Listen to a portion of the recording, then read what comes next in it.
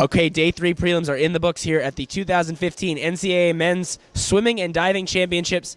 I'm David Reeder, joined, just like I was last week, by Sam Kendricks, the PA voice of the NCAA Championships. And we're going to discuss what we've seen so far and what we expect from this final night. Sam, good to have you here. Thanks, David. It's been great. 2 weeks in a row. Great day in Iowa. The sun is shining.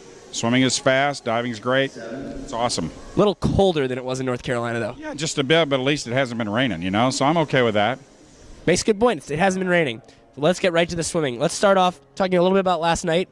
A couple big races where we had two defending champions who had big swims last year. Chase Kalisz in the 400 IM, Kevin Cordes in the 100 breast, both set records. And coming into this meet, neither of them looked unbeatable. Both of them had shown some weakness, and we weren't sure what we were going to get from them. One of them came through last night, and one of them fell victim to the new predator. And let's first talk about Kalisz, who came up short in the 400 IM behind Will Lachey.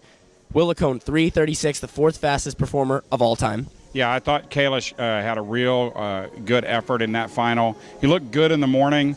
I don't think last night it just didn't seem like his rhythm was there from the get-go. Seemed a little bit off. Based on what we saw this morning, that's kind of indicative of what we saw last night. It seemed to kind of migrate to the morning. I feel bad for that because I think Kalisz had a better swim in him, but sometimes it just doesn't line up for you. Last year it did. It was an amazing effort by Kalisz. Lachey, he's the quiet beast, the silent assassin. He's such a nice guy. He always deflects stuff to other people and gives them credit and contributes to his own success by just drawing people into the kind of the circle of positive vibe. And he's just a low-key guy. But the more I watch him, I'm completely impressed by his ability to just stay in the moment, find a way to just be relaxed, and when it's when it's time to race, he's ready to race. And I think we're going to see those two down the road. Going to be very interesting what the next year brings. I think this will light a fire under Kalisz. He's had it's been a long and trying season for Kalisz, and with a lot of uncertainty at Georgia. They'll get that wrapped up, put that to bed. He'll be great. He'll be back. Just one of those meets. Yeah, I agree with you. Just one of those meets. But Will Lachey, I don't know that there's been a swimmer more impressive at this meet than Will Lachey. 140.08 in the 409, I should say, the 400 IM. Only been beaten by Nolan, who won the event, first under 140, and some guy named Ryan Lochte. Might have heard of him at one point. And his time last night has been beaten by Kalisz, Tyler Clary, and Michael Phelps. I mean, that's incredible. He's starting to make an impact. Certainly the breakout swimmer of this meet. And I asked him last night, has this changed your view on long course swimming? Because now he's a real contender. I think Lachey is a contender, but he's got some work to do. There's no doubt about it. His 200 breaststroke this morning looked fantastic. I am really, really excited to see what he's got with him and Cordes battling head-to-head tonight. We got some other great breaststrokers in that field as well.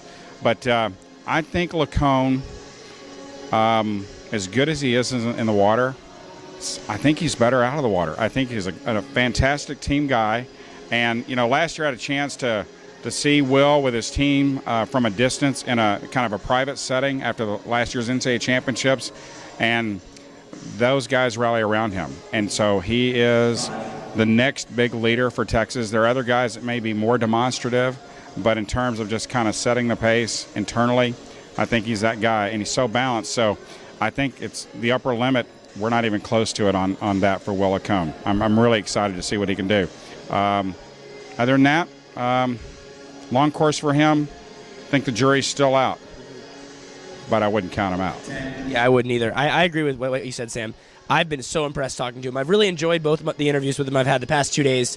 And definitely a great guy, great team leader. And I even heard that coming in, but he's definitely been impressive and just a warm, friendly guy. And you don't always get that. There are a lot of really nice people in swimming, but he's been fantastic. And when we talk about impressive, that second person ever under 150 this morning in the 200 breaststroke, he will go head-to-head tonight with Kevin Cordes for the NCAA title. And since we're talking about Cordes, last night the gauntlet had been thrown down by Chuck Kalisz, slightly faster on the relay, top seed in prelims, and Cordes came out 50.2, and he says, I am still the king of breaststroke in the NCAA. Many people, including me, underestimated what Kevin Cordes had in him yesterday.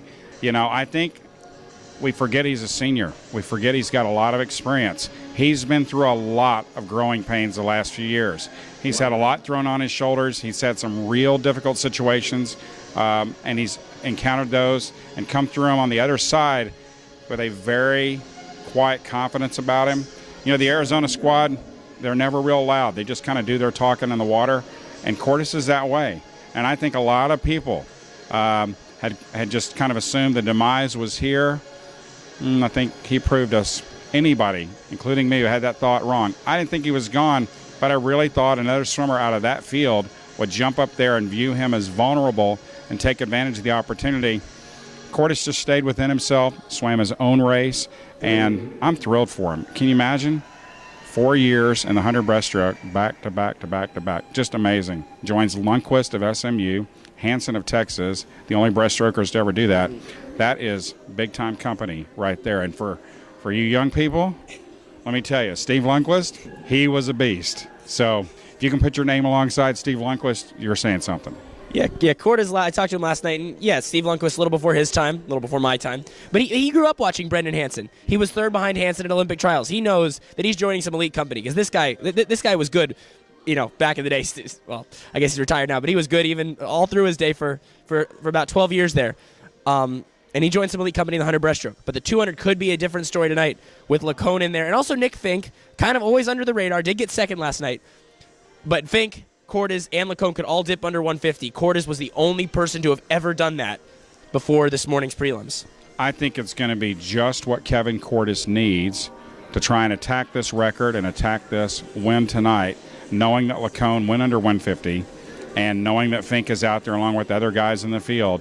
I think it sets up to be a fantastic race. It could be the final of the night in terms of just excitement and maybe a record. We'll see. There's lots of others in there that could certainly challenge for that. But it could be a two-person race. It could be a one-person race. We'll see. Could be a 2, 3, 1. Anyway, this could go any number of ways here, and I'm excited to see it. Do you think that's our best chance at a record, though? I mean, I think our best chance at a record is probably that 2 fly. I feel pretty strong about that. But, here's the thing. Day 3, 6th session, these guys are coming out of conference, travel. They're tired. This is the night and the morning. This morning here is about the mental side of it. And so we're going to find out tonight who has the edge at the end because they're all exhausted. They're all sore. They're all whipped. But it's really probably as much mental as anything. And so I don't know what records on the last night are always there. We saw Bosch last year in the 2 fly do that. But some of these guys have had some really intense schedules. I thought Dylan Bosch did a good job in that 2 fly of kind of setting himself up and kind of saying, hey, I'm still here no matter what you other people are saying. I am right there. And the guys from Texas, strong again in the fly. Could be an amazing race. Actually, it will be an amazing race. Conger did set that American record at Big 12s in a time trial. 1:33.31, just faster than Bosch went last year. And then you've got Schooling, who won the 100 fly last night. He says he's more of a 200 flyer. He thinks of himself as that anyway. So we'll see how those 3 stack up and see if anyone else can break into that mix. Let's talk a little bit about Ryan Murphy. Kind of the unheralded star of the meet, I suppose, with what we're talking about, Cordes and Lachey. But Ryan Murphy won the 100 backstroke after setting an NCAA record the other night, and he could have a pretty big swim tonight and make his case as one of the top swimmers of the meet.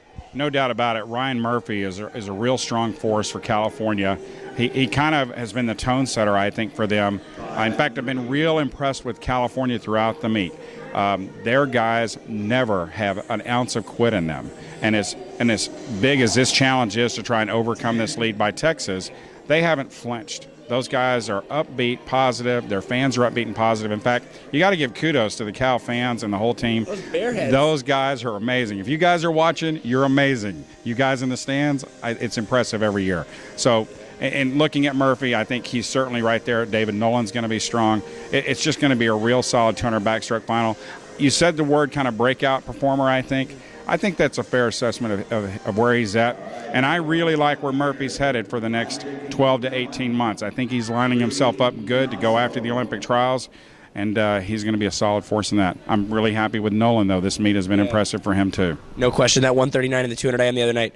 Murphy, in position to sweep the backstrokes. I think he's a little better at the 200, especially long course with the other guys the U.S. has in the 100 back. But Murphy was going to get some big experience this summer swimming the 200 backstroke alongside Tyler Clary at the World Championships. And Cal, like you said, really have not backed down to Texas as well as they've been swimming. Cal, in those first couple heats of the 200 fly, had 3 swimmers with big drops. Hamilton, Hinshaw, and the other one, I forget who the other one was. It was Justin Lynch. They had 3 big drops in those first couple heats. And, in the last event, the 200 fly on the last day, at the end of the last day of prelims, that's big. But if you want to talk about time drops, you got to look at Texas. When we were talking last week in Greensboro, you said normally about 30% of people drop from their seed times at this meet. Yesterday, Texas in prelims had 18 swims and dropped time in 13 of them. Yeah, one of the things that I've been impressed with, David, not just Texas, but I've been kind of watching, some of the prelim times. We've seen a number of guys get faster here in situations where a lot of times they don't step up. They're trying to, but just at the end of a long season, it's not there. We've seen some pretty good swims. We've seen, in some of these 200s, some 2-second drops coming off their seed times. Love to see that. What's been impressive to watch about the Texas run at this one is, I talked with Eddie a few weeks ago, and I told him, I said, hey, this has been so impressive because you guys seem to be approaching this year differently. The thing that Eddie always talks about is he's willing to change. He's willing to change his program. He's willing to try new things. Why he's one of the greatest coaches of all time. That's right. But I think Eddie's been that way forever in terms of not sitting on a training program. He's always talked about change and adaptation and trying new things. And I think, Eddie has proven, as the senior coach, and I say that with love and respect, senior not age, senior in terms of experience and knowledge, he is still the Eddie Reese that I've known all these years, just as sharp, just as focused, and having just as much fun as ever. And I think that's what I've seen this year is his ability to change their program. He came out, a few weeks ago and talked about, I think on online, and said, hey, we're doing different things here. We're doing different things that clearly need to be done. The sport is evolving. We're going to be on the front edge of this. We think we figured out a way to do that. I think it's pretty clear in some areas they are way ahead of the game. And I think you're going to see some coaches and some teams at all levels of the sport change right now. If they haven't changed already, they're changing. They better be changing because they're going to get left behind. Just because Eddie and his crew, along with a number of other coaches, do a great job at being cutting edge. Yeah, he's the greatest coach, possibly the greatest coach ever, and you can't deny that. If they win tonight, he will tie for the most NCAA championships for a men's coach ever.